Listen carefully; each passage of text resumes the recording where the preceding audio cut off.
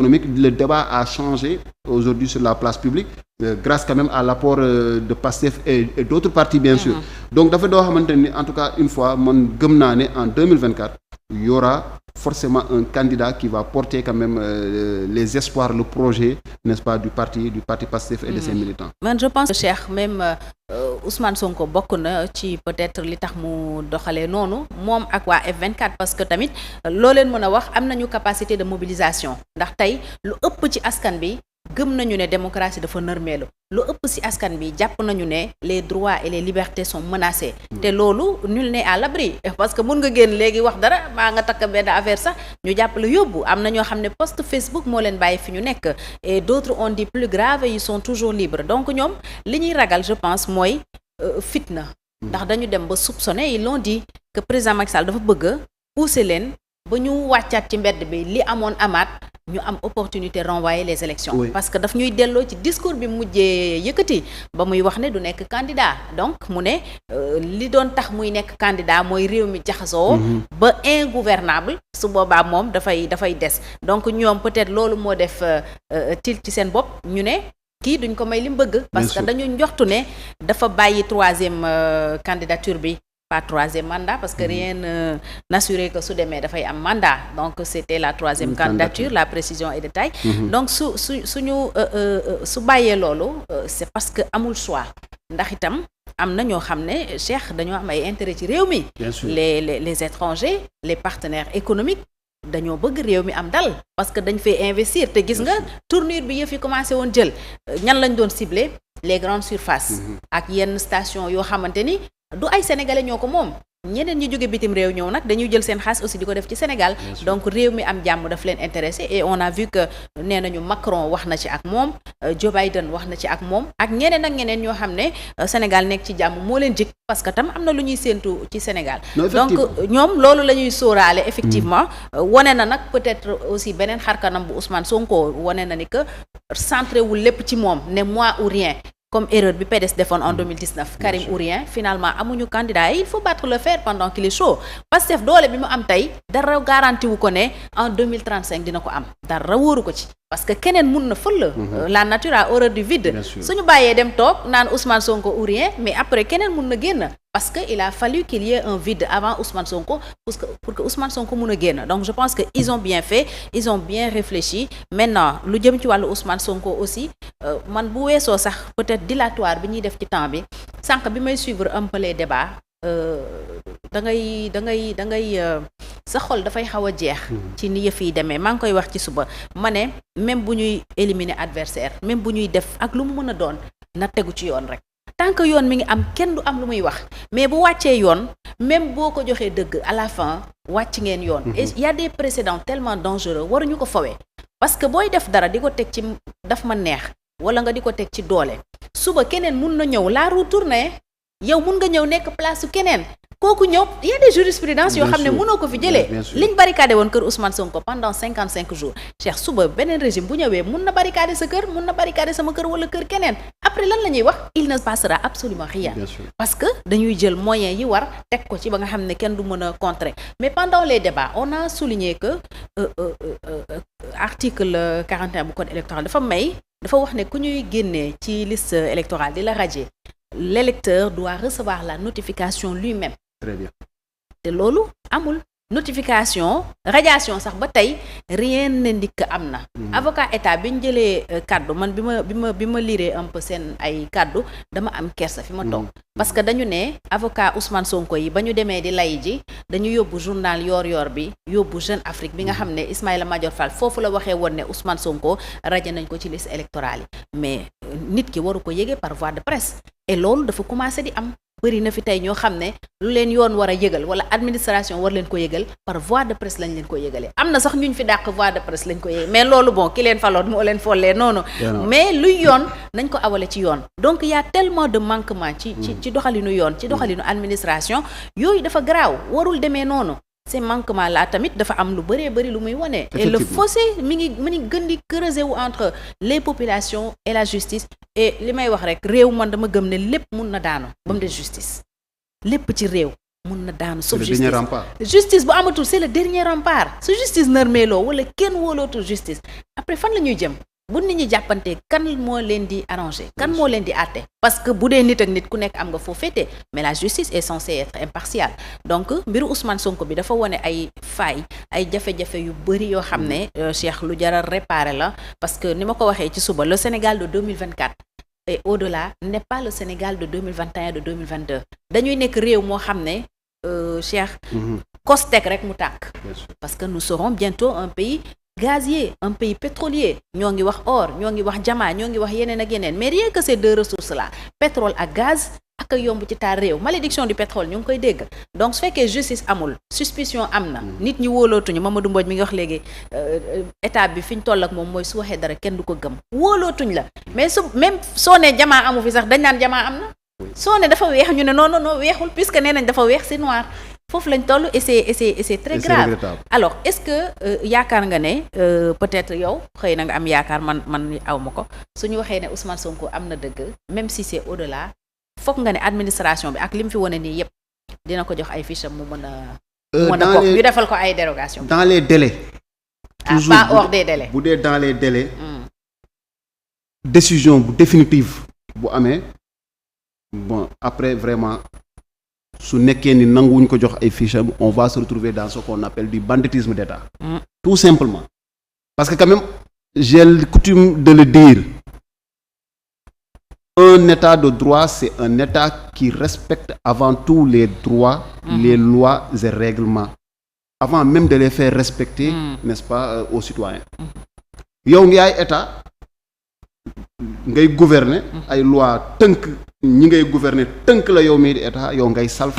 salfaañe loi yooyu noonu quand même c'est tout sauf un état de droit on va se retrouver dans du banditisme d'état on va se retrouver dans un état voyou on va se retrouver vraiment à vivre à la limite dans la jungle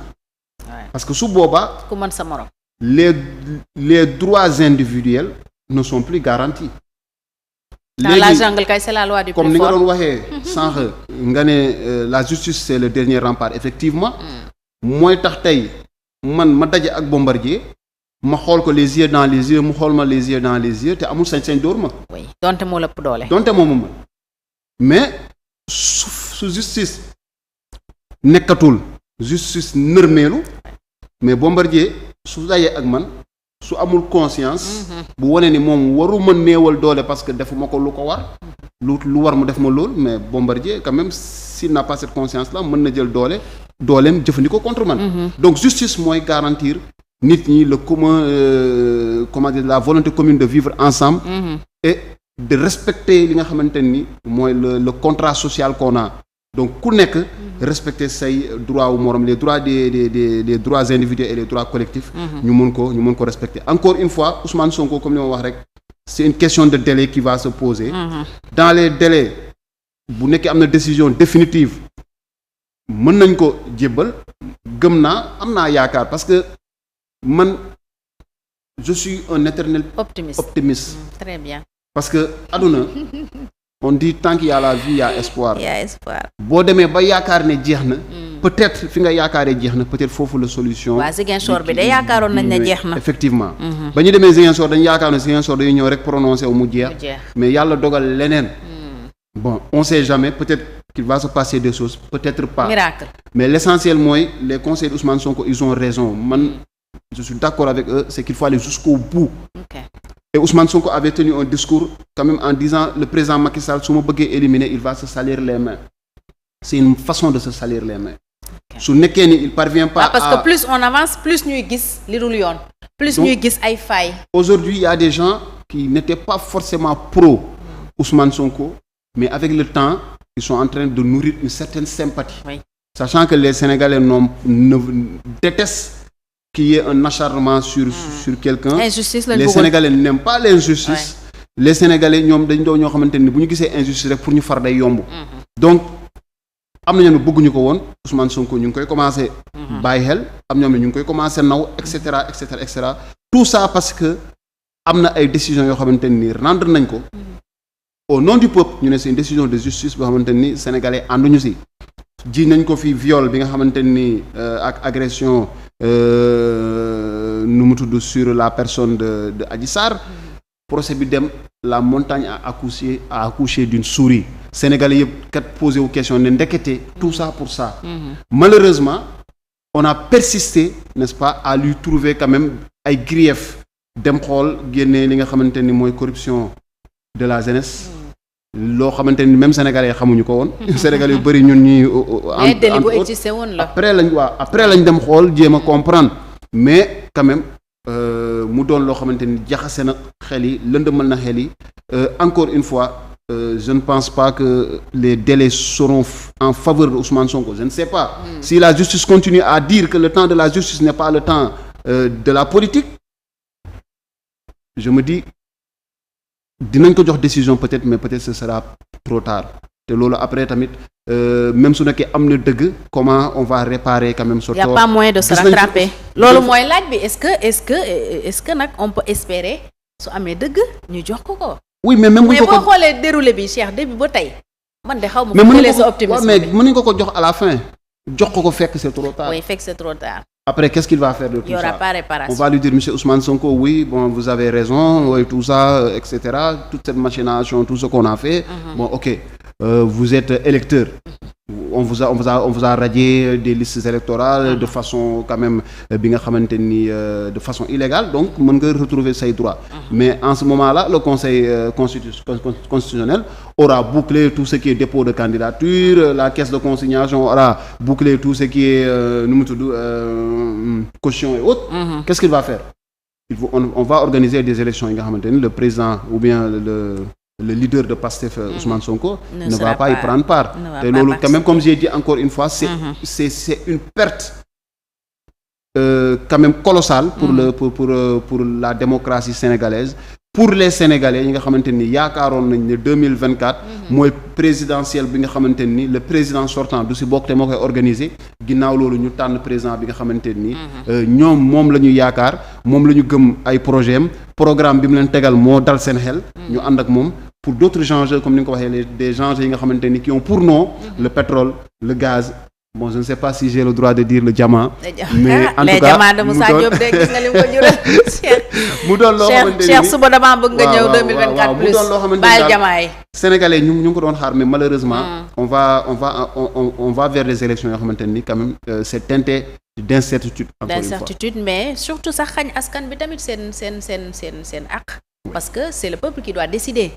Souveraineté peuple bi dañ ko war a respecter. mais su fekkee yow gis nga ki nga xam ne peut-être askan bi ñu bëri jox nañ ko ci bopp nga ne noonu bokk c'est que yow yaa ngi bëgg a xañ ñooñu seen sañ-sañu tànn ki leen neex en 2024 et on le dit pas parce que c'est Ousmane Sonko on le dit parce que ça peut être n'importe qui demain voilà donc c'est un combat de principe boo xam ne man dama gëm ne ñëpp dañ ci war a opposé wu koo xamante ni ak luñ la mun a waxal nit ñi yow la ñu bëgg Cheikh bu fekkoon ne yow la wala mu nekk keneen mais dañuy bàyyi nit yi ñu tànn ñoom ñooy xool li leen doy ci nit ki ñu tànn ko donc vraiment y a aucune raison boo xam ne war nañ ci mun a sukkandiku ba am yenn yu ñu def et c'est un combat de principe encore une fois parce que nul n'est à l'abri demain wala après-demain mun na nekk ku ñu foogul woon ci askan bi ñu def la nii et su boobaa la nit yi di comprendre parfois tam loolu la ñuy meree homme politique yi yenn combat yi bu ñu ko waree mëne duñ ko mëne tant que dalul seen kaw duñu yuuxu bëri na fii yoo xamante ni Cheikh ay injustice la mais xam nga tey le combat d'Ousmane Sonko ça arrange certains oui tey Ousmane Sonko su bokkoon élection am na yenn outsider comme ni ma leen di woowee. wala tokaar yi ñu ngi doon wala yenn bon tokaar yi entre guillemets. les candidatures fantaisistes là. ñooñu ñëpp dinañ xoolaat seen bopp. duñu fël la. dinañ xoolaat wala sax duñ ñemee bokk. parce que di nga dem déposer sa caution. c'est sûr que tu vas perdre ta caution. donc parce que xam nga ne affaire bi ça va se jouer entre 3-4 candidats. et que yow mii nii tu peux pas rêver. amuloo benn chance tu peux pas rêver. xanaa nga dem jàppale leen mais tu peux pas rêver. donc loolu tax na. même au niveau par exemple tey boo xoolee li nga xamante ni mooy Yewwi Askan Wi aussi bon ils sont dans leur logique ñoom dañu newoon bu ñu passé élection législative ku nekk da ngay dem élection présidentielle wutal sa bopp mais il y a des gens aujourd'hui ils sont dans la récupération tey combat Ousmane Sonko nga bëgg Ousmane Sonko nga bañ Ousmane Sonko ça a des retombées dafa am retombées maanaam tey pouvoir sax boo fa bokkee soo bëggee avancer soo bëggee am yenn nomination yi yenn postes yi yow xëyal suba ba ngoon rek. saa yow defee poste rek tuddal Ousmane Sonko. on voit que y a des gens yi nga xamante ni gis nañu. quand même ils ont eu des promotions. mais tamit soo bëggee am sympathie tamit par rapport aux Sénégalais. ñi nga xamante ni ils sont pas forcément avec le régime. soo quand même jëlee voilà la fibre Sonko la boo ko utiliser. les Sénégalais dañ lay